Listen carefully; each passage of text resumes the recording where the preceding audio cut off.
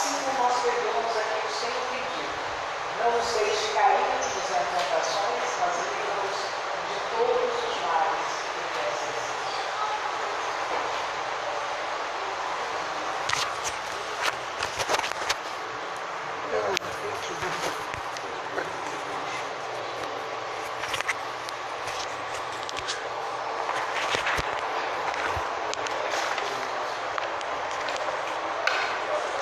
Boa noite a todos.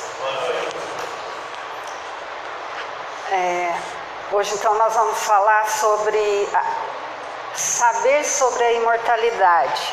Está mudando alguma coisa em nossas vidas?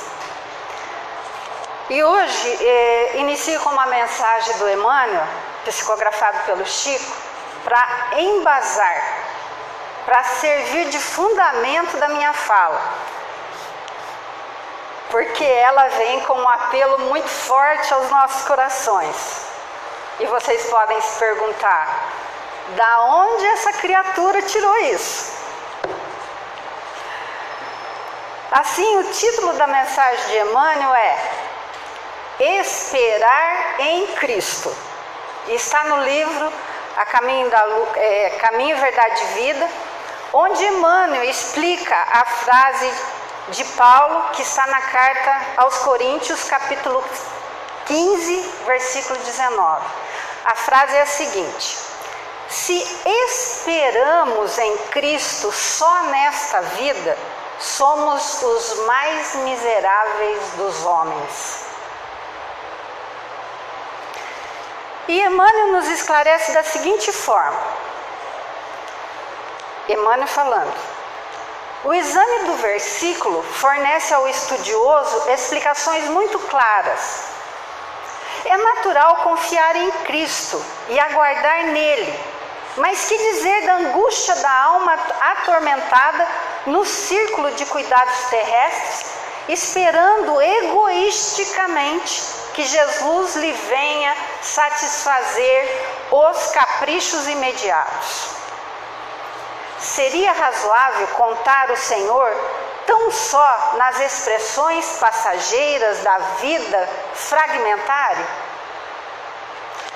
É indispensável descobrir a grandeza do conceito de vida, sem confundi-la com uma vida. Existir não é viajar da zona de infância com escalas pela juventude, madureza e velhice, até no porto da morte. Mas sim participar da criação pelo sentimento e pelo raciocínio. É ser alguém e alguma coisa no concerto da vida. No concerto do universo. Concerto, né? Aquela coisa cheia de instrumentos musicais, não é concerto de concertar, não, tá? Na condição de encarnados, raros assuntos confundem tanto como os da morte, interpretado erroneamente como sendo o fim daquilo que não pode desaparecer, ou seja, o espírito não desaparece. É imprescindível, portanto, esperar em Cristo com a noção real da eternidade. A filosofia do imediatismo na Terra, portanto, transforma os homens em crianças. Não vos prendais à idade do corpo físico, às circunstâncias e condições transitórias. Indagai da própria consciência se permaneceis com Jesus. E aguardai o futuro, amando e realizando com o bem, convicto de que a esperança legítima não é repouso, e sim confiança no trabalho incessante. E tudo isso quem disse foi Emmanuel. Depois dessa leitura, eu pergunto: saber sobre a imortalidade está mudando alguma coisa em nossa vida? Está ajudando a mudar pensamentos, atitudes? Pergunto porque nesse final de ano, ouvi muitas pessoas colocando que o ano de 2019 foi uma catástrofe. Digo catástrofe para não dizer a verdadeira palavra que foi dita para não ferir os vossos ouvidos.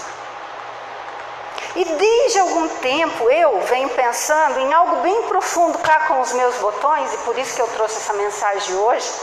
Após a leitura que fiz pela terceira vez do livro Paulo e Estevão, que nos faz enxergar nitidamente todas as ditas catástrofes da nossa vida como uma quitação de débito e como uma oportunidade de crescimento espiritual.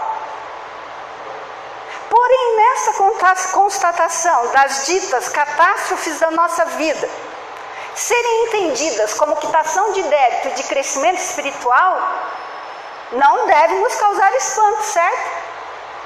Principalmente para nós que somos espíritas. Até aí está tudo certo? Mas observamos que quando, principalmente, a quitação de débito vem, a oportunidade de crescimento espiritual vem, é um Deus nos acuda. E esses dias eu vi uma postagem no Face que dizia o seguinte: me perguntaram onde está o meu Deus, estava escrito lá na mensagem, quando chegam as dores, as aflições e as angústias. Eu vou tirar isso daqui porque eu não estou sentindo legal. Tira aqui para mim.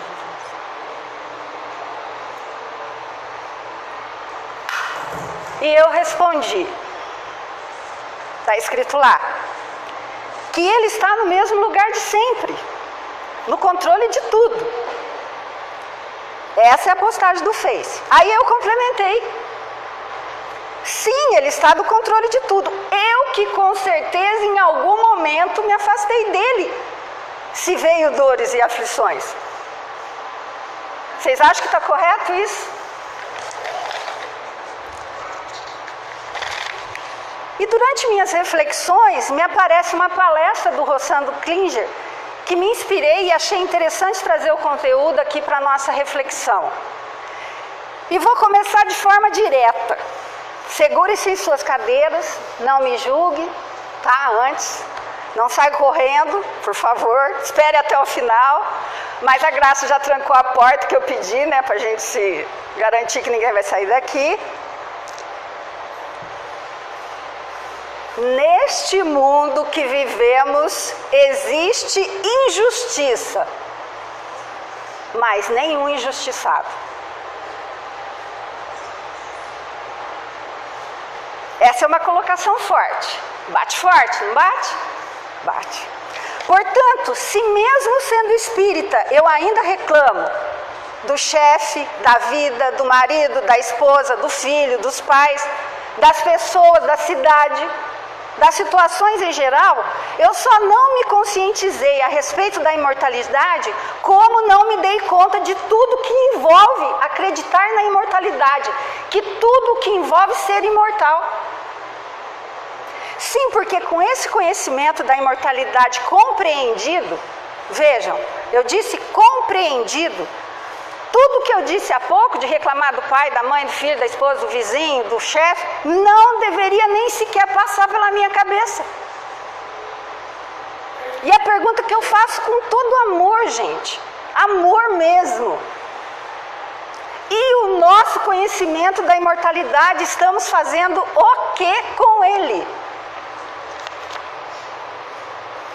Portanto, neste ano de 2020, nós temos uma equação para resolver. Qual equação? Buscar o objetivo da nossa existência. E a doutrina dos Espíritos lança um novo olhar sobre todas essas coisas doloridas da nossa vida. Porque ela tem uma visão que transcende a explicação limitada que o mundo material dá sobre os acontecimentos da nossa existência. A doutrina dos Espíritos nos diz que somos eternos, mas é de uma eternidade de ação para que ocorra a nossa transformação, a nossa evolução espiritual. E até agora eu não disse nenhuma novidade para quem é espírita. Nenhuma. Essa seria, portanto, a explicação fundamental para que a partir dessa perspectiva, imortalidade e transformação pudéssemos analisar todos os acontecimentos da nossa vida. Só essas duas palavrinhas: imortalidade e transformação. Mas essa análise está acontecendo conosco? Não. Agora, a coisa mais interessante sobre isso é perceber que o fato do conhecimento da imortalidade, e vejam que não é só a doutrina dos espíritos nos dão notícia, mas todas as doutrinas cristãs falam do quê? Todas as doutrinas cristãs falam de imortalidade. Apesar disso, essa crença na imortalidade não tem tocado as almas como poderíamos supor num primeiro momento. Somos pessoas que temos uma concepção de vida eterna, mas vivemos hoje, na atual encarnação, como se fosse a única vida. Assim observamos que é como se tivéssemos, na verdade, percebendo um esgotamento do discurso da ideia sobre imortalidade. Mas sabe por quê? Porque conhecer o Evangelho, mas não vivenciar, não muda nada. Conhecer a doutrina dos Espíritos, mas não vivenciar os seus ensinamentos, não muda nada. Conhecer o Evangelho, a ideia das pluralidades das existências, mas não aplicar isso na minha vida, não significa nada, não muda nada. Essa constatação é forte, é forte. É forte, é dolorida. É dolorida, mas não dói só em você, dói em mim também. Faz quase um ano que eu estou pensando sobre isso, gente. Estou pensando em pedir para Jesus me intuir se eu devia falar isso aqui com vocês. E na última semana eu me abro, que eu ainda estava meio assim, me abro essa lição aqui do Emmanuel. Então eu falei, é para me falar mesmo. E amigo, até peço desculpas, mas não tem como consolar objetivamente uma pessoa sem dizer a verdade. Porque senão fazemos as pessoas criarem expectativas mentirosas de possibilidades de mudança, de cura, de transformação para as suas vidas. Tudo mentira. Eu preciso ser clara e objetiva, principalmente na questão da imortalidade. Porque a verdadeira mudança e cura... Gente, presta atenção, porque eu vou falar uma verdade aqui, que vocês podem momentaneamente me odiar. Pode chocar vocês. Mas a verdadeira mudança e cura só, e a Graça falou isso muito bem aqui, só ocorre de dentro para fora. Não tem bengala que sustente. Não tem bengala que sustente a minha cura se eu não mudar de dentro para fora. Não tem bengala que sustente a transformação que eu quero na minha vida se não for de dentro para fora. Bengala que eu diga à pessoa, né, que eu quero que esteja bem para me dar um passe, né? Na igreja tem o padre para me ouvir a minha confissão, não sei aonde tem. É de dentro para fora. E sim, eu preciso colocar esforço nesse quesito. Vejam, eu disse que preciso colocar esforço meu nessa mudança, nessa cura, se eu a quero. Senão ela não ocorre efetivamente. Se eu continuar agindo da mesma forma, eu frequento centro, ajo da mesma forma. Eu vou na igreja católica, ajo da mesma forma. Eu vou lá no templo budista, ajo da mesma forma. Eu vou no templo de evangélico, protestante e ajo da mesma forma. A mudança não ocorre. A tristeza não vai embora. O problema permanece. Aí as religiões que não prestam. Por isso que o balanço de todo cristão seria olhar para os acontecimentos de 2019 e sentir lá dentro do seu íntimo que essas coisas difíceis que aconteceram, esses travamentos que aconteceram, na verdade foram a representação de oportunidade, de refazimento, de recomeço e de corrigenda de rota. Porém, se não houve esse entendimento para mim e para você, o que constatamos é que a colocação da imortalidade pura e simplesmente já não está sendo suficiente para transformar a minha existência. Portanto, estamos todos aqui precisando de um chacoalhão.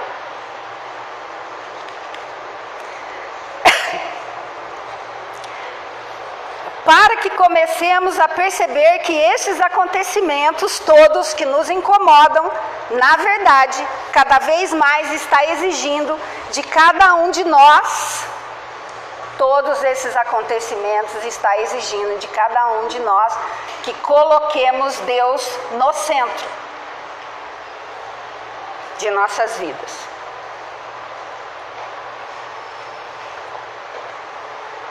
Mas como eu faço isso?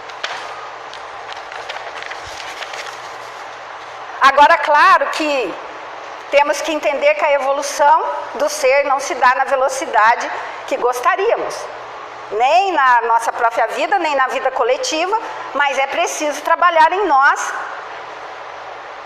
esse querer mudar. Porém, não vamos esperar um salto muito grande, mas ao mesmo tempo dá uma sensação de que já conhecemos muito sobre a imortalidade, mas estamos executando bem pouco. E sabe por que o conhecimento da imortalidade, que volto a dizer, de toda a doutrina cristã, não está conseguindo tocar o nosso coração? É simples. Volto a repetir. É porque a gente acha que a mudança vem de fora. A verdade é que eu preciso buscar entender o que está pautando a minha existência ultimamente? O que está me movimentando? Eu fui capturado por esse mundo, ou a condição de ser imortal me dá a capacidade, de vez em quando, de conseguir entender, de perceber um plano diferenciado para a minha vida. No Eclesiastes, capítulo 3, versículo 1 a 8, nós vemos os profetas falando das variantes do mundo. Uma variante preocupante, observe, que ele deixa claro, acho que todo mundo conhece esse texto, que para tudo tem uma ação, mas logo de imediato tem uma reação. Querem ver? Isso está lá no livro Eclesiastes. Tudo tem o seu tempo determinado. E há tempo para todo o propósito debaixo do céu. Há tempo de nascer e tempo de morrer. Tempo de plantar e tempo de arrancar o que se plantou. Tempo de matar e tempo de curar. Tempo de derrubar e tempo de edificar. Tempo de chorar e tempo de rir. Tempo de odiar e tempo de amar. Tempo de guerra e tempo de paz. O que esse texto está nos falando? Falando da alternância da vida dos seres humanos na ação e reação, no plantar e no colher. No livro Encontro Marcado, o Espírito de Emmanuel diz assim: a imortalidade é a essência da vida. A pergunta é: eu tenho na minha vida cotidiana, como essência, o conceito da imortalidade? Eu estou com esse conceito? Ou seja, por exemplo, quando eu vou tentar conversar com um parente difícil, na minha cabeça vem a ideia de imortalidade? Da lei de causa e efeito, do porquê que eu estou ali junto com ele? Quando eu vou fazer uma frase, ou responder a quem pensa politicamente diferente de mim, que tem uma religião diferente da minha, que tem uma visão de mundo diferente da minha, que tem uma orientação sexual diferente da minha, eu penso na questão da imortalidade? Será que eu tenho sido movido pela ideia de fraternidade? Porque a imortalidade é uma condição para a gente, que nos faz lembrar, inclusive, algo importantíssimo. Somos filhos do mesmo Deus e, inclusive, ocupamos condições temporárias e fugazes, porque uma hora eu nasço homem, outra mulher. Numa eu venho preta, no outro branco, no outra rica, no outra pobre. Numa eu falo inglês, no outro francês. Estou errado? Não é isso que a doutrina dos Espíritos nos ensina? E sabe por que Jesus disse, meu reino não é deste mundo? A gente já parou para pensar nisso? Mas objetivamente, a gente já parou para pensar nisso? É que Ele está nos chamando a atenção, nos dizendo claramente, sem rodeios, que este é um mundo transitório. Mas muitas vezes, mesmo com o conhecimento da imortalidade, nós estamos sendo tragados pelo agora. Estamos adoecendo física e espiritualmente por causa de viver somente o agora. E Emmanuel nos sugere, até para fugir da prisão desse agora, a permanecermos em estado de prece. Mas quanto do meu dia eu paro para conversar com Deus?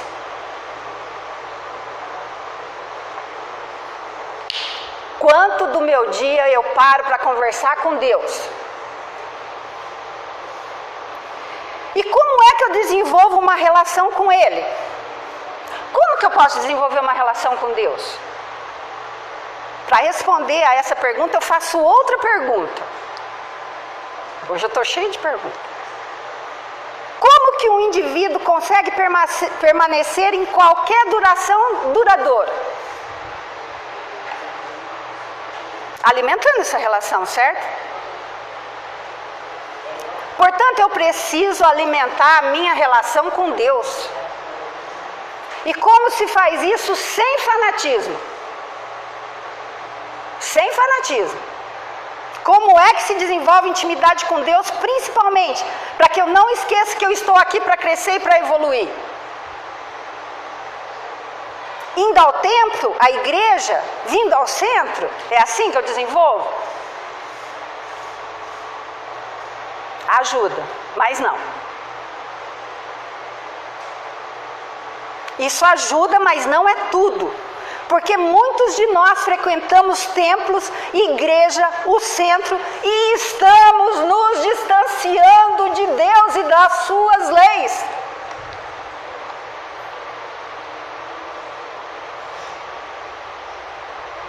Gente, se só frequentar religião e conhecer religião e ler livro a gente virasse santo, só um exemplo eu vou dar para vocês, não teria Inquisição. Não teria tido a Inquisição. Concordam comigo? Então frequentar centro, igreja e conhecer só não adianta nada. Eu preciso colocar esses ensinamentos aqui dentro.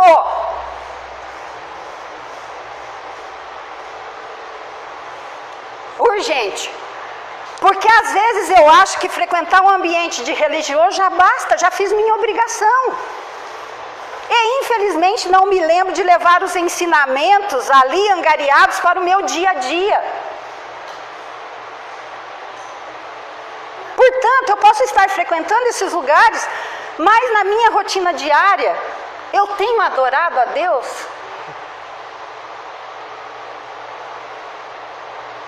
Como assim? Vocês podem perguntar, ah, não, André, eu acho que agora você enlouqueceu dizendo isso. Para, agora você foi demais, você conta. Pelo amor de Deus.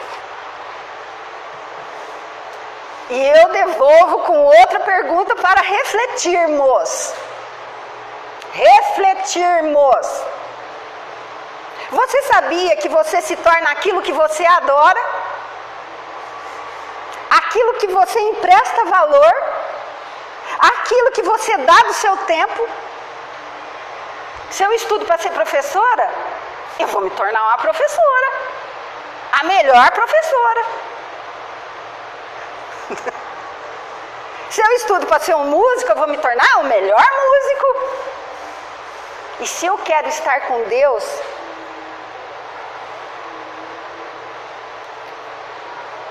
e vejam, quando eu fiz essa pergunta para mim, esse ano todo, eu encontrei várias respostas.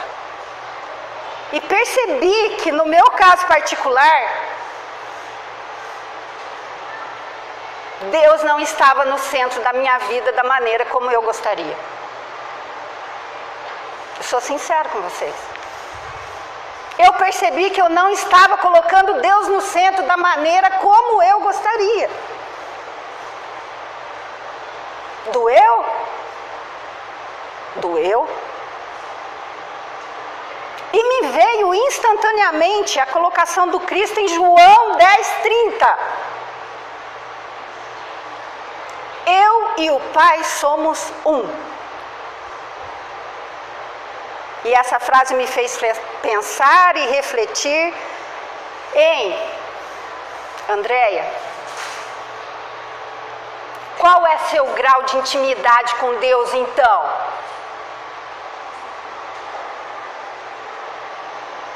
Porque se Ele é meu Pai e meu objetivo é melhorar, quando Jesus diz eu e o Pai somos um, dá o exato grau de intimidade de Jesus com Deus. Mas e eu? Fazendo palestra, estudando, corre para lá, corre para cá. O que eu estou fazendo com todo esse conhecimento, Jesus? E é muito importante que façamos essa reflexão para que a nossa vivência cristã seja gradativamente uma vivência cotidiana, ou seja, do dia a dia com Deus. E ninguém disse que seria fácil.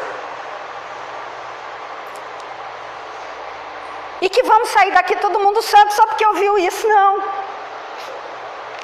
Mas é preciso que nos dediquemos àquilo que queremos alcançar em matéria de espiritualidade. E que o conhecimento da imortalidade pode com certeza nos ajudar se nos conscientizarmos dele. Onde eu quero chegar? Obviamente que está muito longe de dizermos eu e o Pai somos um. Está longe sim, está muito longe. Mas agora eu lhe pergunto, quando vocês saírem daqui, vocês conseguem falar com o pai ou a mãe de vocês? Uma pessoa assim que vocês amam e que não esteja desencarnado, né? Vamos dizer assim. Com uma tia, um tio, um cuidador. Vocês conseguem? Vocês têm dificuldade de acesso a essas pessoas que vocês amam? Um filho? Não. A gente pega o telefone, já liga, já fala, ó, tô com saudade. Né? Hoje então, principalmente. Conversamos coisas com nosso pai e mãe biológico ou um amigo que não comentamos com ninguém. Aliás, o pai e a mãe da gente sabem de coisas sobre nós que nem imaginamos, tem esse detalhe. Tem coisas negativas que não percebemos em nosso comportamento, que o pai e a mãe da gente já estão atentos e vejam, estão tentando ajudar a mudar o nosso comportamento sem que a gente perceba.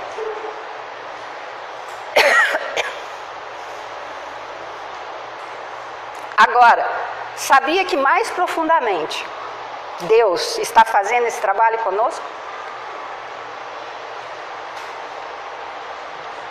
Porém, muito mais profundamente do que eu posso imaginar.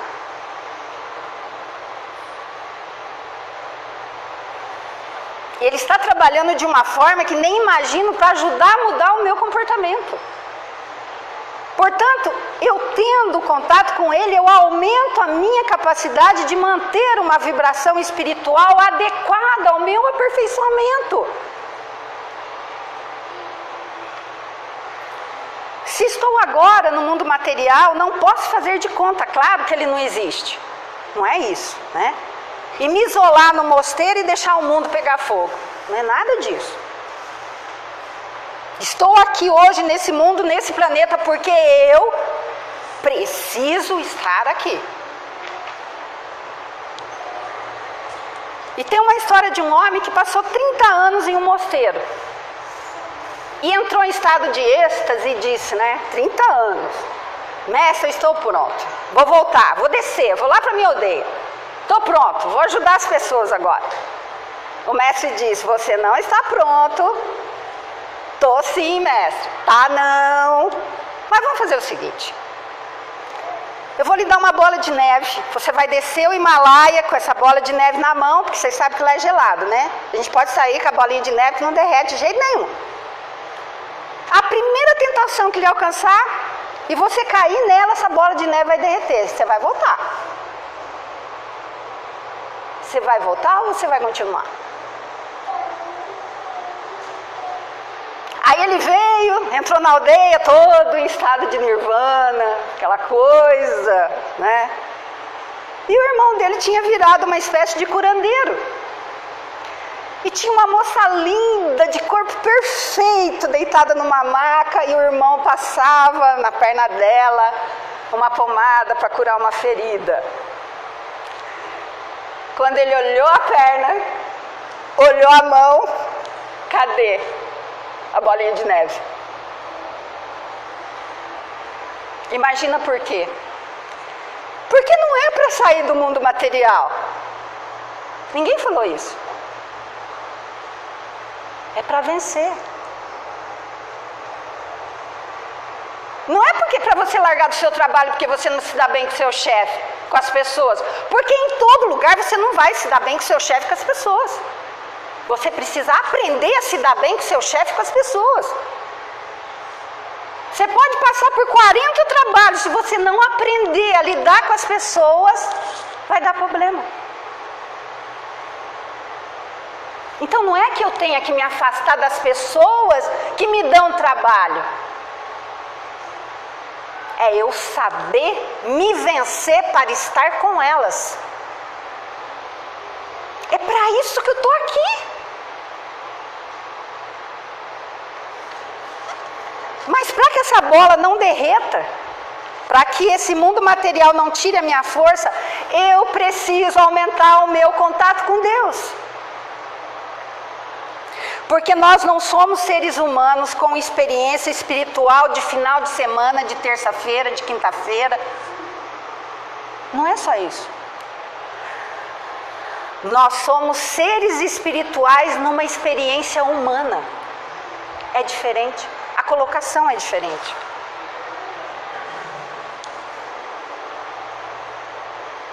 E até agora eu não falei nada de novidade.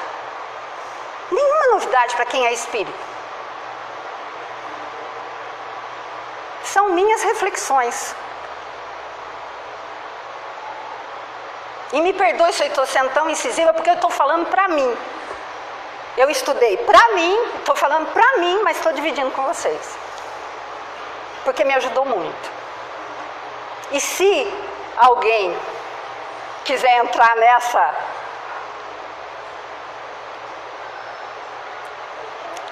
Então, desenvolver essa intimidade com o Pai é para que eu possa aumentar o meu padrão de vibração, que Emmanuel falou. Procurar estar em um estado de prece. É preciso chegar em Deus e dizer assim, Deus, tu sabe quem eu sou, caramba. Igual tem um moço lá, né? Trabalha comigo, ele é todo assim. Ô caramba, Deus. O cara, ele fala desse jeito. Tu sabe quem eu sou, foi o Senhor que me criou. Então me ajuda.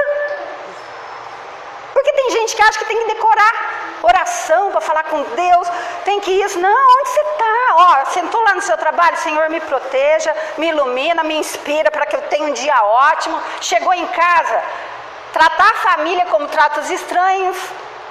É tu, Senhor, me dá essa capacidade de tratar minha família como eu trato meus estranhos, as pessoas estranhas. Quanto do nosso ambiente familiar vai melhorar?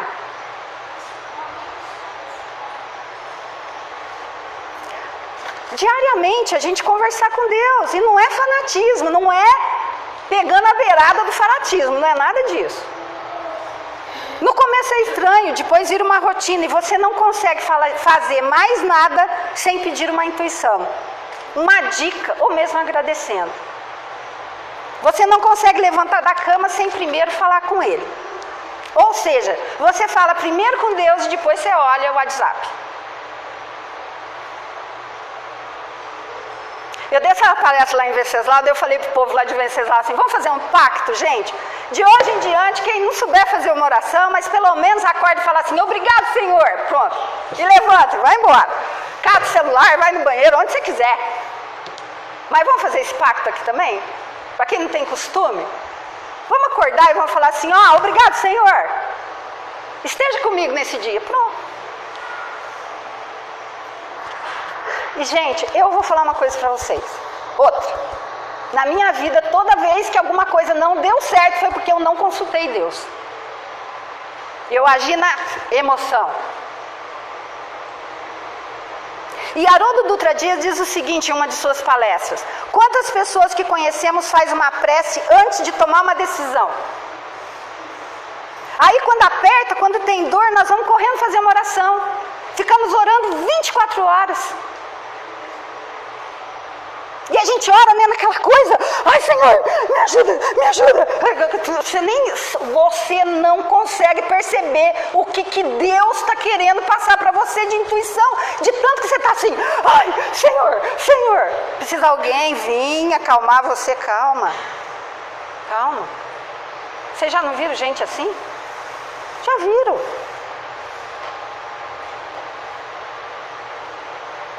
Podemos, o Haroldo falando ainda, podemos considerar essa atitude de oração sorrisal ou oração sal de fruto. Ou seja, é a oração que você só usa quando a indigestão já se instaurou. Aí a coisa não dá certo, você não entende nada de nada, você fala assim, quer saber? Deus não está nem aí comigo. E Deus já estava trabalhando ali, ó, na sua vida. E você não percebeu. Mas a culpa é de Deus. Nunca coloquem a culpa em Deus, pelo amor de Deus. A culpa é minha, caramba.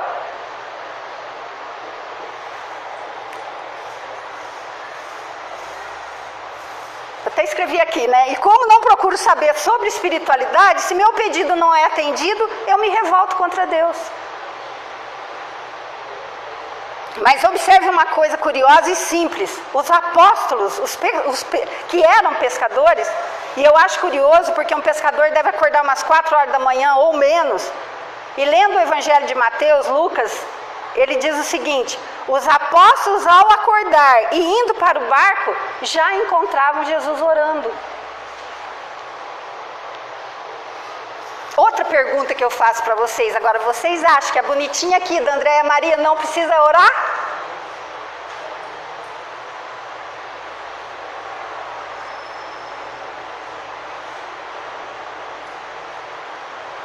Pode responder, gente. Responde, Lila. Você acha que a bonitinha da Andréia Maria não precisa orar? Ah, tá. Obrigada, obrigada. Puta, ainda bem que você me clareou, sabe? Obrigada.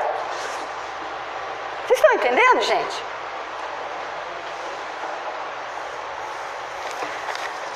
Isso é inspirador, ou seja, isso nos mostra que qualquer atividade que vamos fazer na vida, primeiro eu tenho que consultar o meu Pai. É como se fizéssemos um emparelhamento de agenda com Ele. Emparelhamento de agenda. Pai de infinita bondade, meus objetivos são esses. Eu estou pretendendo tal coisa, mas me dá uma luz sobre se o Senhor está de acordo. Se está dentro do teu projeto para mim, porque o teu projeto tem muito mais lucidez, o meu é turvo. Portanto, se o que eu estou querendo vai me afastar do que o Senhor planejou para mim, que dê errado. E confia. Mas Rossando diz assim, e eu também adotei, depois que eu ouvi essa palestra do Rossando, adotei para mim também. Olha como que não tem oração decoreba. Por favor, não manda sinal de fumaça, viu, Senhor? Eu tenho dificuldade de entender sinal de fumaça. Manda, por favor, uma coisa objetiva, com legenda, se possível em negrito, porque eu tenho dificuldade de entender, e eu estou falando isso com ele agora também. Eu tenho dificuldade de entender, Senhor, por favor. Aí eu abro os livrinhos, toda manhã eu abro o livrinho. Aí está lá a resposta. Mas não pensa que a resposta é assim, Andréia, sua fofa. Nossa, fulano brigou com você, coitadinha. Não, ele fala assim, ó o seu orgulho, Andréia. Cuidado. Não tem passação de mão na cabeça. Eu preciso estar preparado. Porque a mudança é de dentro para fora. E uma coisa que eu estou pedindo intermitentemente agora, devido até ao estudo nosso do autoconhecimento. Senhor, me ajuda também em mais uma coisa. A tratar, a curar as minhas emoções. Porque é daí que parte tudo de errado. E é engraçado que com o tempo essa coisa vai ficando tão intensa que assim, que você terminar a prece, o sinal se apresenta. Eu tenho certeza que tem gente aqui que ora dessa forma. O sinal vem ou não vem? Vem ou não vem? Vem. Não vem? Vem. Não vem, Isabel? Vem. Quem já teve esse sinal, levanta a mão, por favor. Não tenha vergonha, gente, levanta a mão. Vocês entendem o que eu estou falando?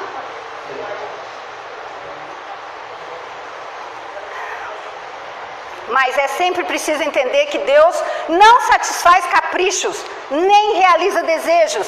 Ele atende a necessidade de almas eternas. Vejam, necessidades de almas eternas. E aí eu tenho que entender que muitas vezes o que não está acontecendo é justamente porque Deus me ama. E Ele não está dando aquilo que poderia me fazer cair espiritualmente. Mas eu fico lá batendo pé, eu quero. Parece aquelas crianças no supermercado que quer guaraná, que quer chocolate.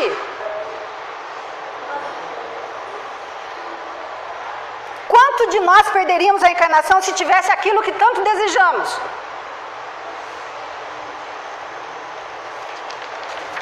Então esse pai que me ama não vai me dar um brinquedo que possa me machucar. Assim percebemos que Deus age com muito mais cuidado em relação a nós do que imaginamos. Aí você imagina o estranhamento das pessoas quando Davi diz assim: Senhor, eu sei que tu me sondas. O que Davi está dizendo? Você vai para o médico, ele pede um exame de fezes, de urina, e tem um monte de apontador biológico lá, não tem? Quem é enfermeira sabe disso. E o médico percebe, né, Tânia, que alguns indicadores estão acima ou abaixo do padrão. Aí o que ele faz? Ele pede uma ultrassonografia. Ele pode achar que aqueles exames não são suficientes. Que ela vai fazer o quê? Vai sondar você por dentro, não é isso? A ultrassonografia. E Davi sabe que Deus o sonda.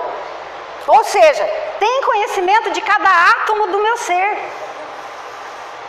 Mas Deus não manda fazer ultrassonografia, sabe por quê? Sabe por quê, Maria Alice, que Ele não manda fazer exame de radiografia, Maria Alice? Sabe por quê, Maria Alice? Sabe por quê que Ele não manda fazer exame de radiografia, de ultrassonografia? Porque Ele é o aparelho de ultrassonografia. Portanto, Davi diz: eu sei que tu me conheces, quer eu esteja de pé ou deitado.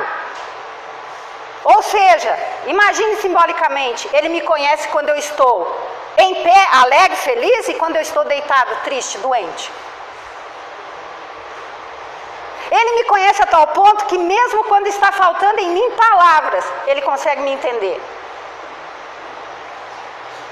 Percebemos um Davi encantado com o conhecimento que Deus tem sobre ele. Nós estamos encantados com Deus?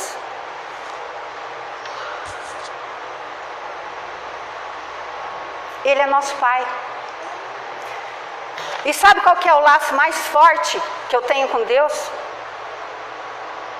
É o mesmo laço que eu tenho com meu pai, com a minha mãe, com meu irmão, com meu filho, eu devia ter com Deus.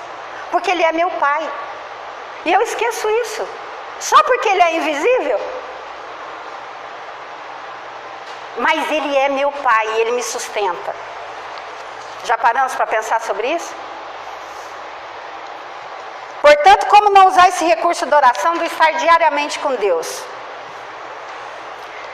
E eu vou falar uma coisa para vocês. Devido às reclamações que eu fui escutando em 2019, eu comecei a prestar atenção no que as pessoas falavam. E no último dia de reunião que a gente teve aqui no centro, a Graça falou assim, ó, cada um dos médios vai falar alguma coisa sobre esse ano que passou.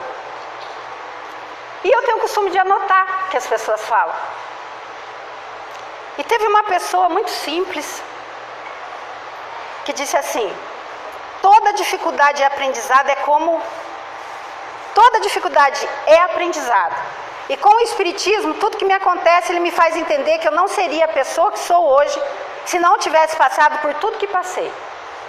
E sim, as dificuldades continuam aparecendo. Acontece que antes eu não entendi o porquê, mas continuei trabalhando e oferecendo o melhor de mim. Mas hoje, graças à doutrina dos Espíritos, eu entendo e agradeço a Deus a cada oportunidade de aprendizado. E a outra pessoa disse assim, não podemos esquecer que Jesus veio salvar o ser humano de si mesmo, porque o maior inimigo está dentro de nós. Observe, essas colocações não são de pessoas perfeitas, não é de uma pessoa que tem um apartamento lá em Miami e faz compra lá nos melhores shoppings, é de uma pessoa simples, que entendeu o objetivo da vida. E de tudo que eu falei hoje, a única coisa que eu quero que vocês levem para você, desculpe o adiantado da hora, é o seguinte, não tem laço maior do que o laço que eu vou construir entre eu e Deus. Esse laço não é, o laço de que Deus tem comigo, não é maior do que a minha mãe tem comigo, do que meu pai tem comigo, do que o meu marido tem comigo, do que meu filho tem comigo, do que eu tenho com meu filho, com a minha mãe, com meu pai, com meu amigo. Não existe laço maior. Ele é meu Pai e eu estou perdendo tempo. E que o conhecimento da imortalidade nos ajude a buscar efetivamente o nosso refazimento com Jesus. Pois Emmanuel nos coloca, o Cristo é o sol da imortalidade. Assim seja.